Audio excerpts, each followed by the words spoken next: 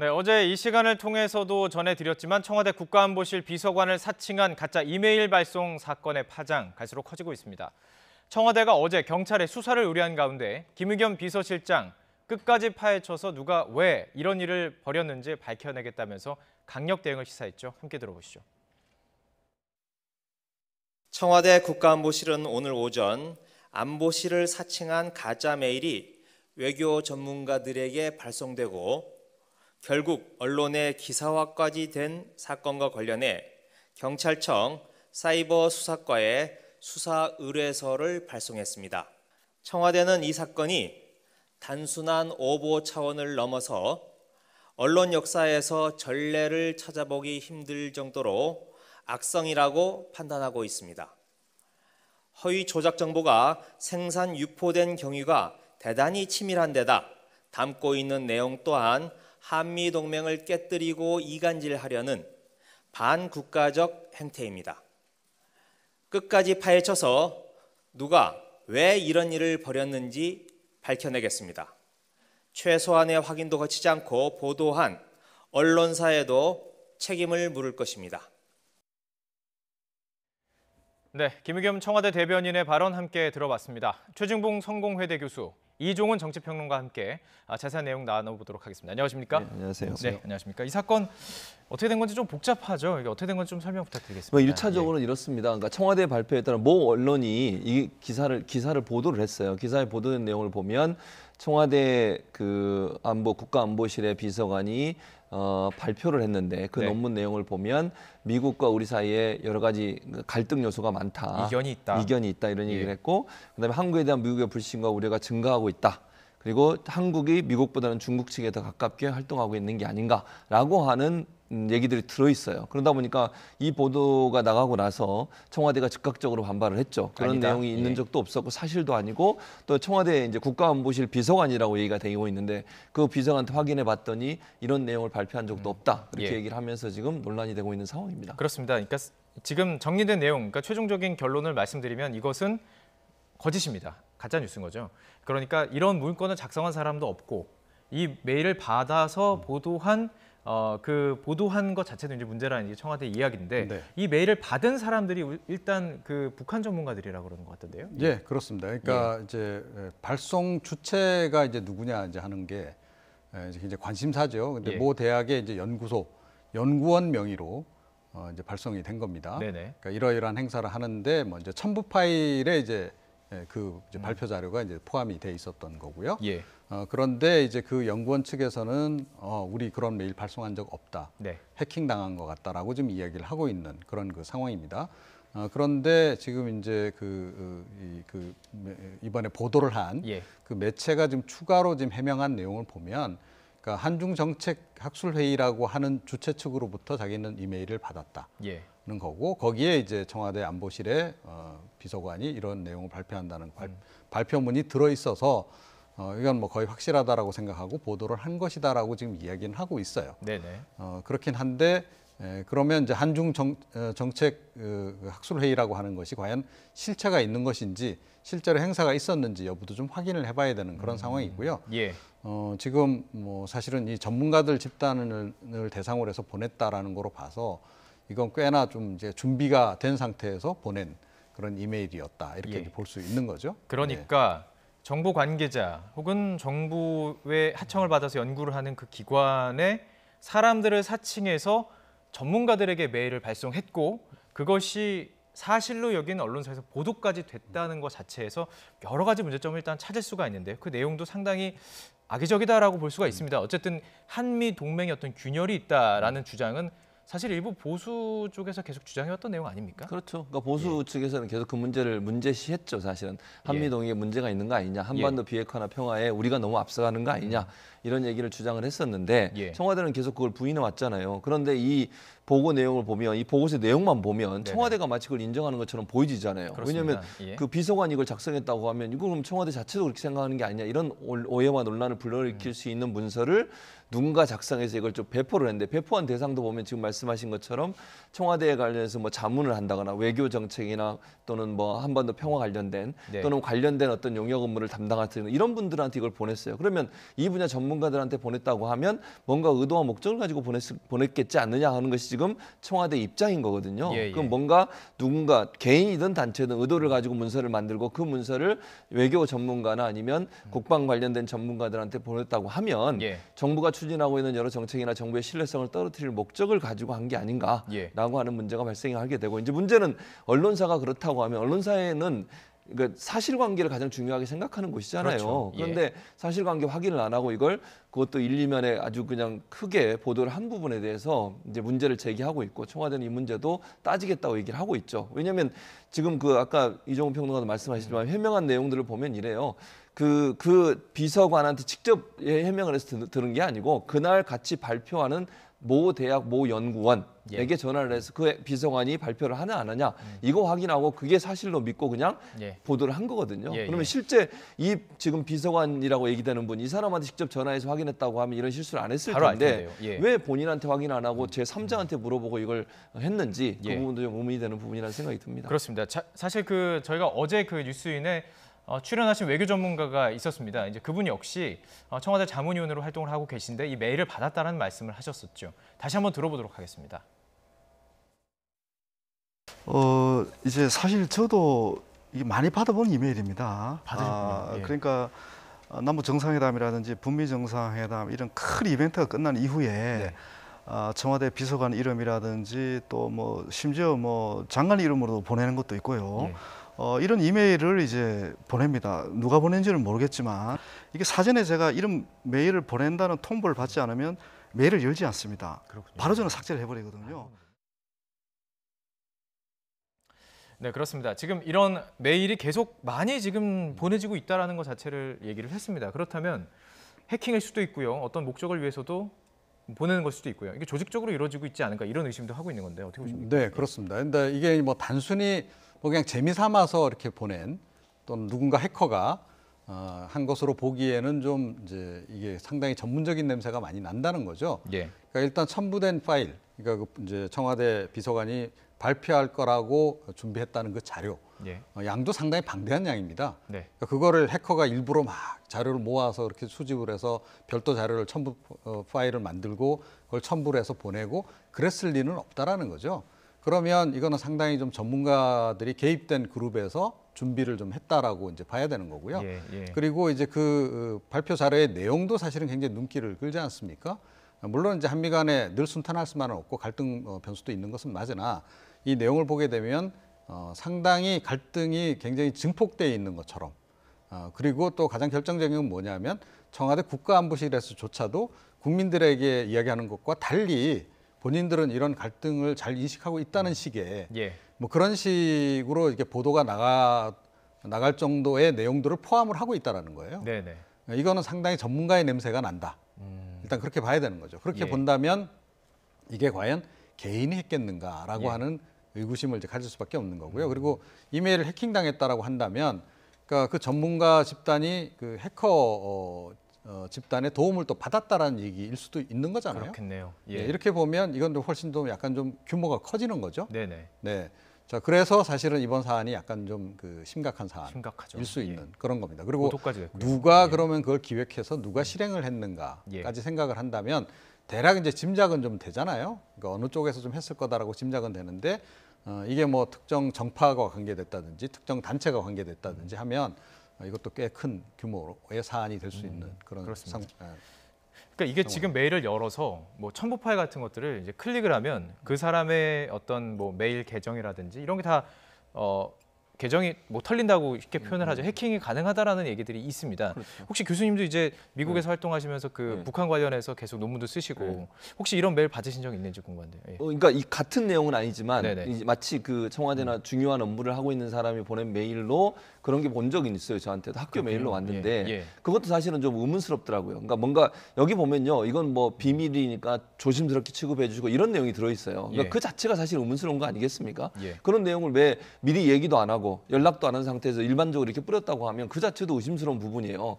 일반인들이 볼 수 없는 비밀스러운 내용을 왜 일반 그 교수들이나 아니면 다른 연구자들한테 보내냐 하는 부분도 저는 의문이라고 보여지는데 저도 그래서 그냥 지우고 말았는데 이제 지금 말씀하신 것처럼 1차적으로는 이걸 누가 만들어서 왜 유포했냐 하는 부분도 찾아야 되지만 사실 해킹을 하려고 마음 먹으면 이게 만약에 그 관련도 없는 어떤 서류들을 보내면서 거기에 해킹 관련된 프로그램을 심어서 보낼 수도 있잖아요. 그래서 첨부 파일을 다운받아서 열었을 경우에 자연스럽게 그 컴퓨터가 해킹될 수 있도록 하는 그런 장치를 거기에 함께 포함시켜서 보내는 경우도 있거든요. 그렇게 되면 결국 외교 전문가들이 아니면 정부의 어떤 자문을 하는 교수들의 이메일이라든지 내용이라든지 그런 내용들이 해킹될 가능성은 충분히 있어요. 그러니까 이 두 가지가 함께 저는 조사가 돼야 한다고 생각을 하거든요. 1차적으로 만약 국내에서 누군가가 정치적 의도를 가지고 이런 내용을 만들었다고 하면 그게 누군지를 밝혀내는 것도 중요할 것이고 또 만약에 이게 해킹이 돼가지고 아마 이제 정부에 관련돼서 여러 가지 일이나 아니면 자문을 하시는 분들을 대상으로 해서 타겟으로 해서 메일을 보냈다고 하면 그분들의 이메일을 해킹할 목적으로 보내지 않았는지 하는 부분도 함께 검토가 돼야 될 부분이라는 생각이 듭니다. 그 이종욱 박사께서도 메일 많이 받으셨을 것 같은데. 많이 오죠. 그러니까 이제 스팸 메일인 경우가 대부분이긴 해요. 그러니까 기관이라든가 개인이라든가 단체 쪽의 명의로 이제 많이 오거든요. 그 중에는 보면 이제 그야말로 약간 솔깃한 그런 문구를 담아서 이메일 제목을 달아서 오는 경우도 많아요. 그러니까 이게 가짜 뉴스의 하나의 통로. 지금까지 뭐 대중적으로 알려져 있는 그 동영상 사이트라든지 뭐 SNS를 통해서도 많이 활발히 유지가 되고 있었는데 가짜 뉴스가 하나의 통로로 새롭게 메일이라는 통로로 지금 뭐 활용되는 거 아닌가? 어떻게 보면 이번 같은 경우에는 가짜 뉴스를 유발하는 원재료를 제공한 거죠. 그러니까 원재료부터 제공을 해서 아예 상당히 좀 신뢰도가 있는 것처럼 이렇게 포장을 해서 기자들조차도 이거 정말 맞겠구나라고 이렇게 생각하게끔 만든 거라고 보여지거든요. 그러니까 상당히 기술이 많이 발전한 거는 분명해 보이고요. 저 같은 경우는 이런 스팸 메일 같은 경우에는 확실한 기관, 제가 정확하게 아는 사람이나 단체가 아니면 대부분 안 열어봅니다. 그렇군요. 이게 잘못하면 이제 그야말로 이 바이러스가 이제 침투할 수도 있기 때문에 대부분 안 열어보는데 이 기자 경우에는 모르겠습니다. 이쪽 분야 전문을 주로 많이 이제 다루다 보니 그랬는지는 모르겠으나 어찌됐건 상당히 좀 신뢰 있는 기관으로부터 온 거다라고 생각하고 그 이메일을 그냥 그대로 액면 그대로 이제 믿었던 것 같고요. 뭐 본인은 이제 나름 이제 확인 절차를 거쳤다 그래요. 그러니까 실제로 그런 행사가 있는지 진행이 되는지도 확인을 했다 그러는데 이 부분 앞으로 좀 추가로 또 좀 이렇게 조사 과정에서 나오지 않을까 내용들이 이렇게 생각합니다. 그렇습니다. 근데 지금 더 조금 뭐 깊이 좀 들어가 보면 이것을 보도한 언론사에서는 작은 따옴표를 썼습니다. 인용합니다. 보통 직접 이제 들었거나 직접 읽었으면 큰 따옴표를 씁니다. 당연하죠. 그런데 작은 따옴표를 썼다는 것은 누군가에게 전해들었거나 뭐 확실하지가 않을 때, 그러니까 누군가에게 전해들었던 경우가 참 많이 이렇게 쓰는 건데 작은 따옴표를 썼습니다. 지금 이야기하는 과정 속에서 혹시 이메일 해킹 외에도 뭐 다른 게 있지 않았을까 이런 우려도 지금 나오는 거거든요. 그러니까요. 그런 우려가 있을 수밖에 없는 거죠. 지금 말씀하신 것처럼 일반적으로 인용을 할 때는 따옴표 2개가 붙어 있는 2개 이제 큰 따옴표로 우리가 보통 얘기해요. 그 인용글을 쓰는 게 정상적인 거죠. 언론들도 다 그렇게 보도를 해요. 제가 만약 인터뷰에 제가 말한 내용을 그대로 갖다 쓴다거나 아니면 제가 쓴 글을 그대로 인용했을 경우는 반드시 큰 따옴표를 쓰게 돼 있거든요. 그런데 이번 보도를 보면 작은 따옴표를 썼다고 하면 본인들도 사실은 일정 부분 확신이 없었을 가능성이 있다. 전해들었거나 그렇죠. 간접적으로 2차적으로 전해서 들은 내용일 가능성이 있다는 거죠. 그럼 언론사도 이렇게 확신이 없는 가운데 보도를 이렇게 한다는 것은 그건 저는 큰 문제가 있다고 봐요. 사실관계 확인이라는 게 언론사에 가장 중요한 거 아니겠습니까?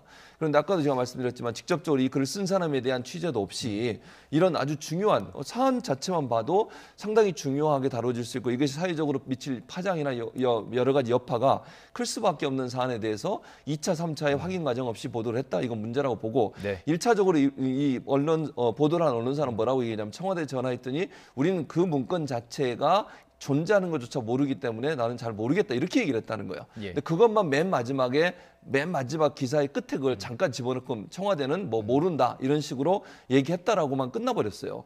그러면 사실 청와대가 그 문건 존재 자체를 있는 것 존재도 모르고 있다고 얘기했다고 하면 그러면 더더욱 이 문제가 정말 진실인지 하는 부분을 언론사가 한 번 더 체크하고 보도를 했어야 되는데 그런 체크의 과정 없이 즉 사실관계에 대한 2차, 3차의 어떤 점검 없이 보도를 했다는 것도 문제고 또 하나는 언론사는 잘 아시는 것처럼 게이트키핑이라고 그래서 여러 한 절차가 사람이- 있습니다. 그렇죠. 예. 그러니까 기자가 기사를 쓰더라도 그것이 위로 올라가면서 두세 번에 한 번 더 점검하는 시간이 있을 텐데 그런 부분에서 이분이 점검되지 않았다고 하는 부분도 언론사로서는 상당히 책임을 방기한 부분이 있지 않나 이런 생각이 듭니다. 네, 일단 경찰 수사를 의뢰했기 때문에 어느 정도까지 밝혀질 수 있을지 혹은 말씀해 주셨던 것처럼 그 이면에 어떤 조직이 있는 것은 아닌지 파장성이 커질 수 있는 가능성은 분명히 존재하는 네. 것 같습니다. 예. 제가 보기에 뭐 이 수사하면 밝히는 게 어려울 것 같지는 않아요. 그러니까 이메일을 누가 보냈는지 그건 뭐 이제 IP 추적 같은 거 통해서 충분히 이제 가능할 것 같고 예. 그게 이루어지면 대략 어느 쪽에서 이런 그 해킹을 했고 어떤 의도를 가지고 했는지 정도는 아마 윤곽이 나오지 않을까 이렇게 생각합니다. 예. 자, 다음 주제로 좀 넘어가 보도록 하겠습니다. 어제 오늘 이 뉴스가 많이 보도가 됐는데요. 우리 사회의 대표적인 인권 유린 사건입니다. 7, 80년대 형제복지원 피해자들 어제 가슴에 쌓아놨던 한 맺힌 사연들을 쏟아냈습니다. 영상으로 준비했습니다.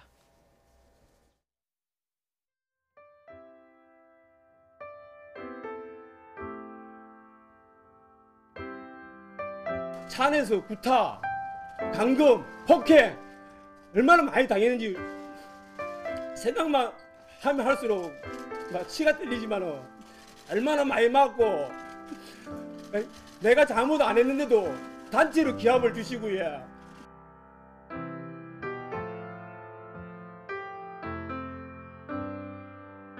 그리고 나는 이제 부모 다 잃어버리지 않습니까? 배우지 못한 게 진짜 한스럽습니다.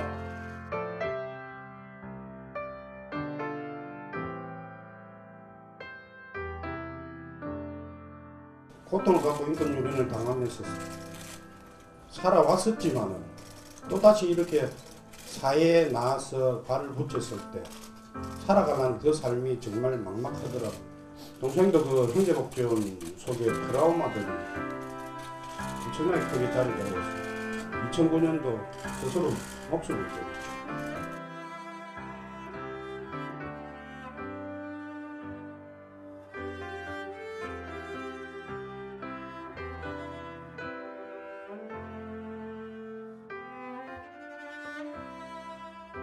제가 올라오는 도중에 저희 딸이 편지를 한 장 썼어요. 오늘도 엄마가 사과를 들으러 가신다고 했을 때 상처받은 거 트라우마가 조금이나마 괜찮았으면 좋겠다고 생각했습니다. 앞으로 지금 이 형제복지원 같은 사건이 안 일어나게끔 신경 써주셨으면 좋겠습니다.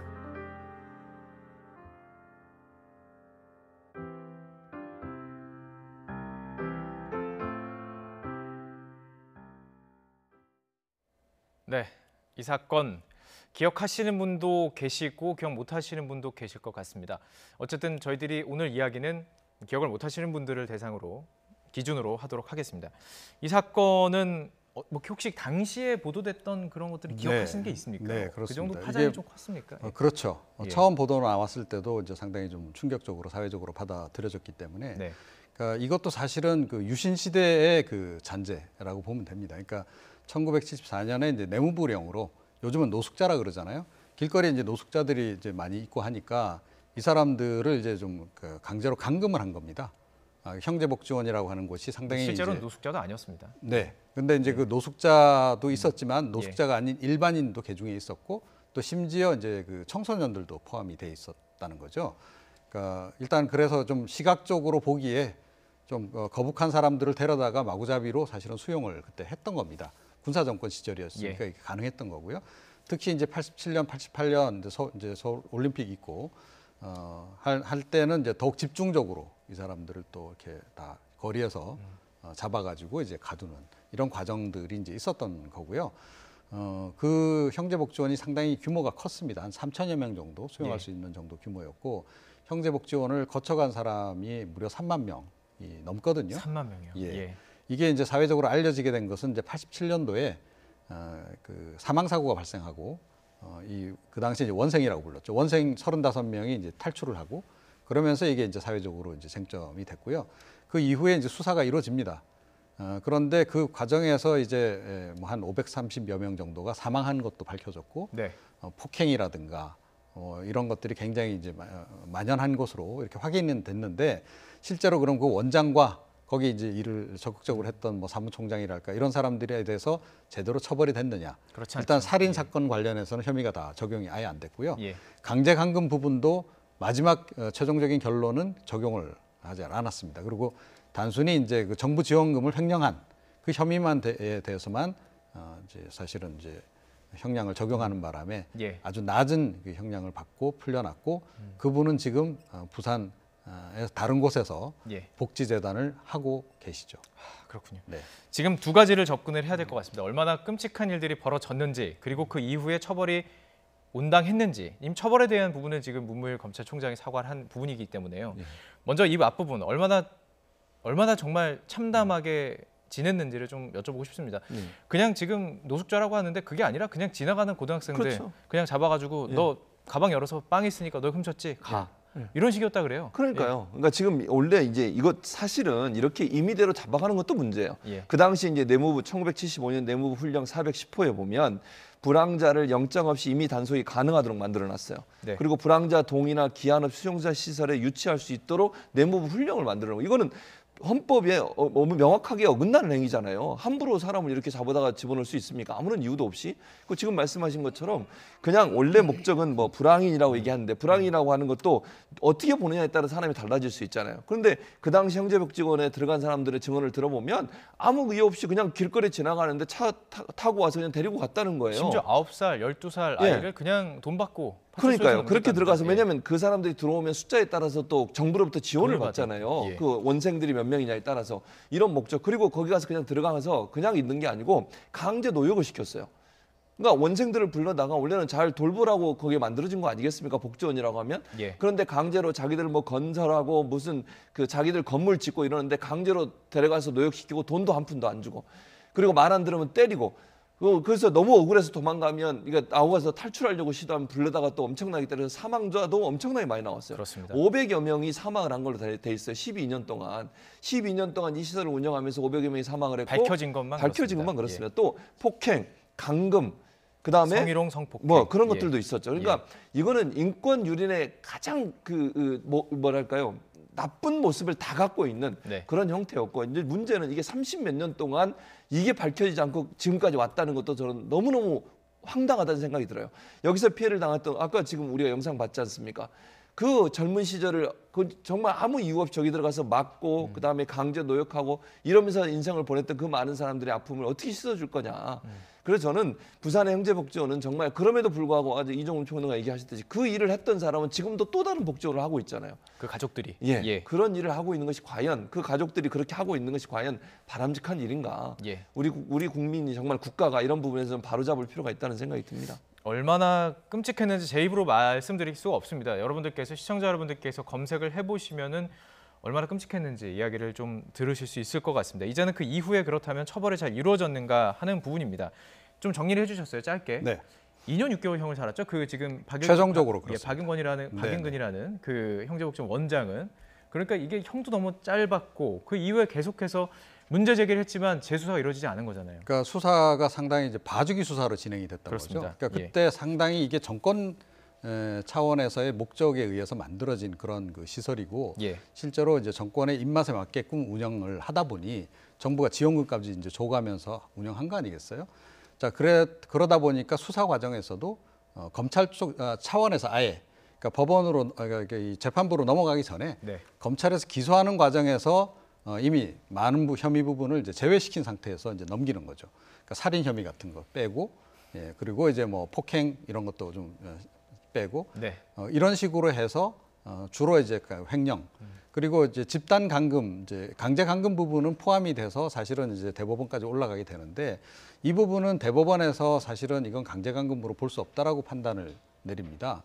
그러니까 이게 이제 약간 문제가 있는 사람들을 사회적으로 고립시키고 거기다 이제 그 시설에 이렇게 어떻게 보면 이제 가두게 되는 건데 이런 것은 불가피성이 있다라고 이제 법원 쪽에서는 인정을 했습니다. 그래서 그 부분도 그나마 혐의가 적용됐는데 이게 최종적으로 제외가 돼 버리고 예. 그러니까 횡령죄 이 부분만 적용이 된 거죠. 그렇습니다. 그래서 아주 낮은 형을 살고 나왔고 더욱더 이제 붕괴할 만한 일은 조금 전에도 말씀드렸습니다만 그 가족들이 지금 여전히 부산 일대에서 좀 꽤 규모가 있는 복지재단을 운영하고 있다. 당시에 네. 그 벌어들인 돈 그리고 그 지부를 팔아서 상당한 재산을 남겼다는 것으로 지금 전해지고 있습니다. 1,000억대 재산을 남긴 것으로 알려지고 있습니다. 그래서 지금 어쨌든 검찰의 재수사가 이루어진다고 해서 그리고 이제 대법원에서의 비상상고가 이루어진다고는 하지만 이게 사실은 처벌을 할 수가 없잖아요. 한번 처벌이 내려졌기 때문에. 근데 이제 비상상고를 하게 돼서 검찰이 이제 비상상고를 했잖아요. 비상상고라고 하는 게 형사소송 확정 판결의 법령 적용이 잘못됐다고 판단될 때에는 검찰총장이 대법원에 시정을 요청할 수 있는 그 제도를 비상구제 제도라고 하는데 그게 이제 비상상고거든요. 그래서 이 비상상고를 통해서 혹시나 판결이 바뀔 가능성도 있다고 봐요. 그러니까 지금 확정 판결이 났지만 그게 법령 적용이 잘못됐다고 판단해서 검찰에서 다시 요구를 하는 거니까 여기서 만약에 대법원이나 이런 데서 다시 한번 들여다봐서 혹시나 문제가 있다. 법에 정말 제대로 법이 적용이 안 됐고 그 당시에 정치적 어떤 입김 때문에 법이 엄중한 처벌을 못했다고 하면 바뀔 가능성도 저는 있다고 봅니다. 충분히. 예, 알겠습니다. 지금 속보가 하나 들어왔네요. 여야가 오후 3시 반부터 심사, 그러니까 예산안을 소위 심사를 오늘부터 다시 재가동한다는 합의를 내렸습니다. 지금 계속 파행을 빚었었죠. 그런데 지금 계속 대화는 하고 있었습니다. 다시 열기 위해서. 조정 소위원회 간사가 오후 2시 반부터 국회 예산결산특별위원회 특별위원장실에서 회동을 갖는다고 합니다. 예산안 지금 심사 며칠 남지 않았죠. 11월 30일까지 진행돼야 되기 때문에 아주 바쁜 과정입니다. 이 과정도 또 어떤 얘기들이 들어오고 있는지 다시 한번 정리해서 보도해 드리도록 하겠습니다. 자, 오늘 이제 출연 좀 마무리하도록 하겠습니다. 사실 이 형제복지원과 관련해서는 저는 그런 생각이 들었습니다. 우리가 일본 강제징용 피해자들의 문제를 일본에게 충분하게 좀 문제를 얘기할 수 있으려면 이 형제복지원 같은 문제를 충분히 다루고 해결을 끝내야 되지 않을까 이런 생각이 좀 들었습니다. 네, 오늘 최진봉 교수 또 이종훈 평론가와 함께 이야기 나눠봤습니다. 말씀 고맙습니다.